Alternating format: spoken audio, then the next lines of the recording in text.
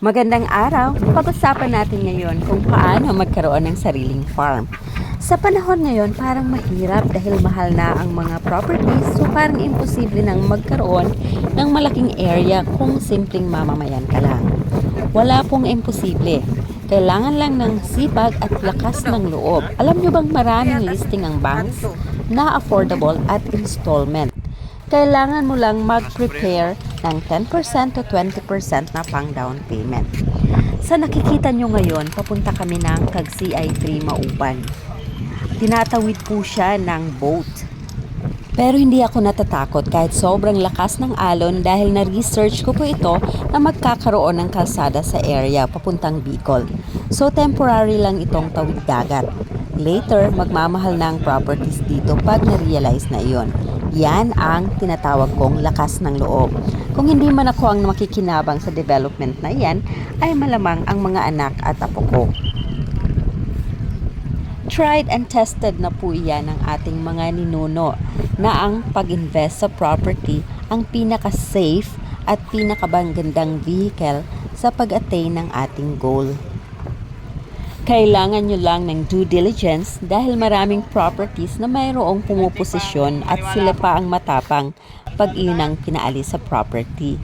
Itong property na ito ay from PDIC. Alam nyo bang every month silang nagpapa-auction online at face-to-face ng properties.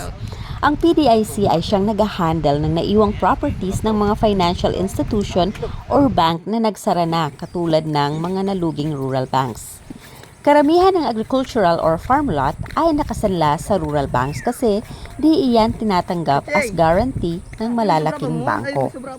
Proven and tested na ito ng ating mga ninuno. Ang iba nga ay di na pinag-aral ang mga anak makapag-acquire lang ng mga properties. Siyempre ngayon, alam na natin kailangang mag-acquire ng property for you at pag-aralin mo din yung mga anak mo para sa kanila. So kung hindi tayo pinanganak ng mayaman, ang formula lang ay mag-ipon, bumili ng murang property at i-develop ito. Siyempre pag maganda na ito, marami nang ma-attract dito at pwede mo nang taasan yung presyo. Pwede mo itong paupahan or ibenta, tapos ipon ulit, bili ng property at ganun ulit hanggang lumaki ang iyong portfolio. Kailangan lang ng tiyaga sa paghahanap ng tamang property para sa iyo at syempre, hingi ka din ng guidance kay Lord since siya ang talagang nakakaalam kung ano ang mabuti para sa iyo.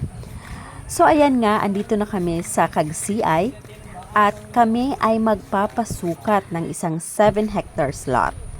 So hindi ko na sasabihin yung presyo at plano naming ibenta yung ibang part nito para meron kaming pang-develop sa property.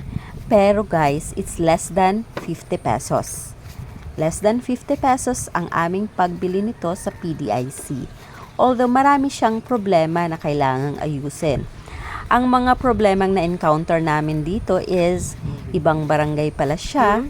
Hindi ko expected na tawid dagat siya at the moment.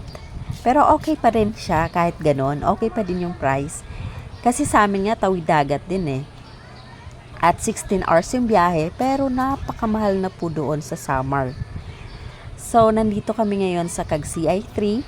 Ipapasukat namin. Another problem pala is half ng property merong nag-occupy. So Good.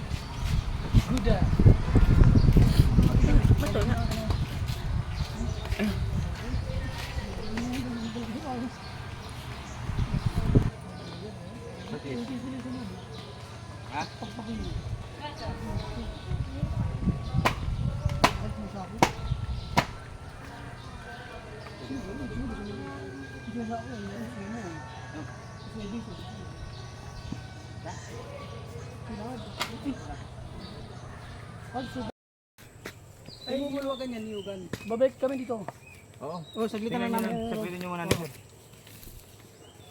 Yan. Saglitan nyo namin dito. Dito ka lang ito. Wait lang ho. Kasi mahalaga ho kasi yung muhon eh. Pero may na-recover na ho kaming isa dun sa taas. Tsaka tumatama naman ho yung mga muhon na sinatan.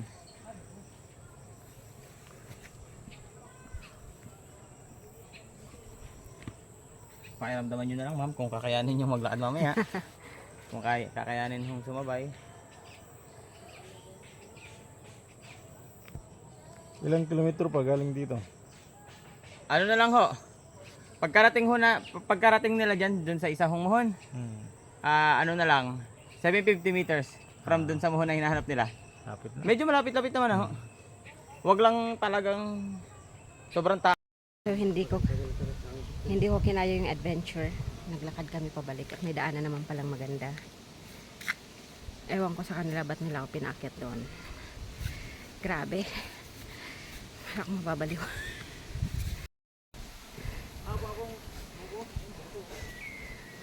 Ano niya, puputan na lang mo. Yan, sugad sana ba kabutang? Dali na lang, ano? Oo. Pare, Kung api kung tayo niyo. pare problema sa tubig. Sila kon. Aprehan na Bangus, niyo pwede bangus to. Aprehan na niyo pagtaob. Oo. Sarado pagbabas. Paano ka mamakyat?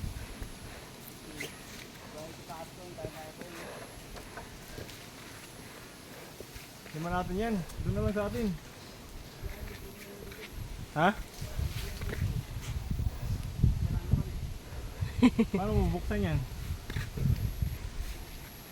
Kakatol.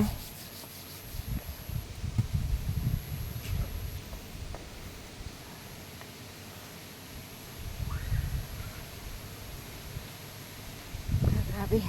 Hindi, bisan may mga awat yung... makanan nga yun. Patway tayo at mahirap dumaan sa gubatan. Alam mo ako may problema lang. Ito pala ay 6 na kanto. Kala ko ay 5. Sige, gagawa natin yung paraan yung kanto nito. Mas maganda sana makapagputol tayo ng ano dito eh. May mga Madrid matrika kakao. kaya ho dun. Ano yung sir masabi? Dito na naman dito ako. Ito, dito lang naman tayo galing kanina.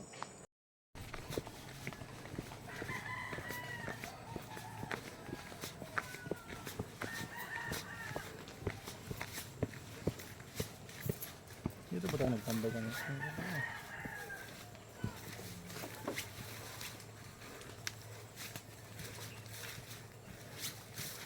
Oh, may balay man. Sibunin.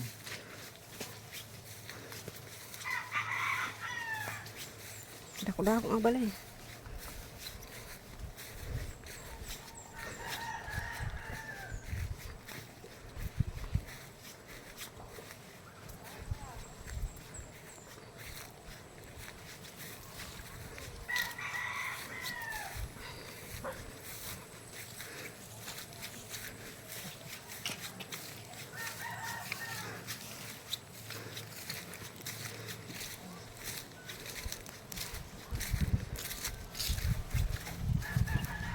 Yan po.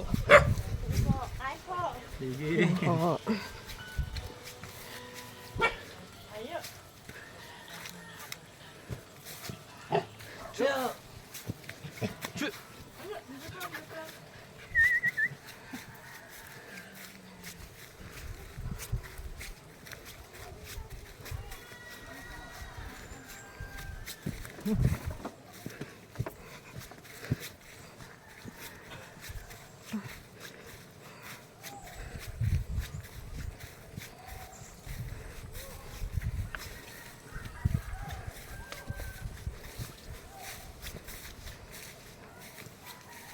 Siya ka. Ano ka na? Magpapalagay.